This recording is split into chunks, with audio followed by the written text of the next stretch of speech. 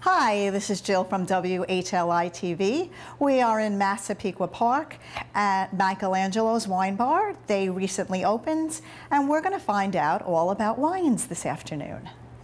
Hi, Sean. Thanks for joining us. It's a pleasure. Thanks for coming by. Not a problem. Tell us about what wine goes with what foods. Okay, so there's a lot of different ways you can go with this, but traditionally speaking, if you go very basic, the reds tend to go a little bit more with the red meats. You'll see with the pork and steaks, Merlot, a Syrah will go with that, also a Malbec.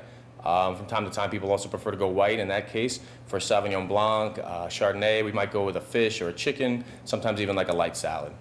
What wines would be served chilled, and what wines would you suggest be served at room temperature? Universally, there is the rule that people believe that most whites should be served chilled, red at room temperature. However, there are some exceptions, especially with whites that are chilled for too long. The acidity for the taste might go up if you had it in there for maybe more than 2 or 3 hours. And also, some people do prefer the reds to be chilled a little bit more than room temperature. When I go to restaurants and I order a glass of wine, they seem to pour in all different ways. What is the correct way to pour a glass of wine? Well, that is the million-dollar question. Right. You will hear a take from everybody. In the very fine dining establishments, there's going to be very strict rules. However, I think that basically there's a couple things I just go through. I'll show you here. That would be great. I'll make sure to show the bottle to the person. Make sure we have the right bottle that they asked for. If it's the first time they've ever had it, I'll also go ahead and pour just a little bit for them and have them sample that. While they're sampling it, I'll hold the wine bottle right in front of them so they can see what they're drinking. If they tell me that's good, I'd go ahead and start pouring everybody else, and then the host that ordered the bottle last. Do you smell the wines? Do you allow the customers to smell the wines? Because I know I've done that a couple of times. I wouldn't know what the difference is. Absolutely. Those that are very much so wine aficionados will definitely go in and try to get their nose in. Some might go so far as to stick their nose all the way in. I don't judge, because they might even know more than I do. You can never guess. But the thing is, it's really an experience. You want to sit there and try to smell what they have. There's all kinds of nutmegs, aromas, and sweetness, hibiscus, you name it. They've found a way to infuse it into these wines. So I think the nose is almost as important as the actual taste of drinking the wine. Working in a wine bar, you must have a favorite wine. What would that be? For my favorite, it's constantly changing because I get to try so many different types. I do shy away from the whites. I have a preference towards red.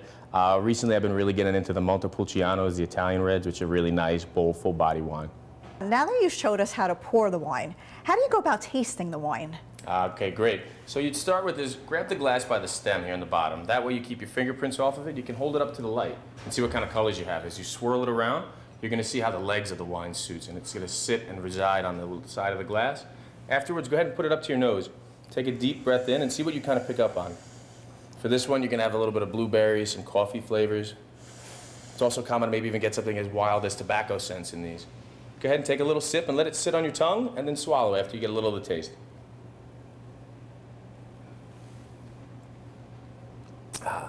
This is a great one because very strong. Very strong. It's a complex, intricate middle, and at the end, it's just silky, smooth finish.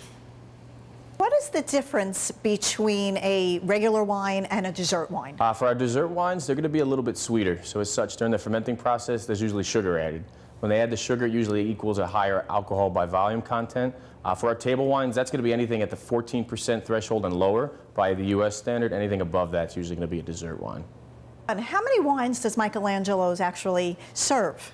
That's one of my favorite things about Michelangelo's. It's always growing, it's always moving. So we could have anywhere from 50 to 60 different wines on the table for people to try. So I recommend to anybody that's interested in finding out to come on down, because any given day could be something new for them to go with. This is Jill from WHLI-TV, reporting from Massapequa Park. Thanks for joining us.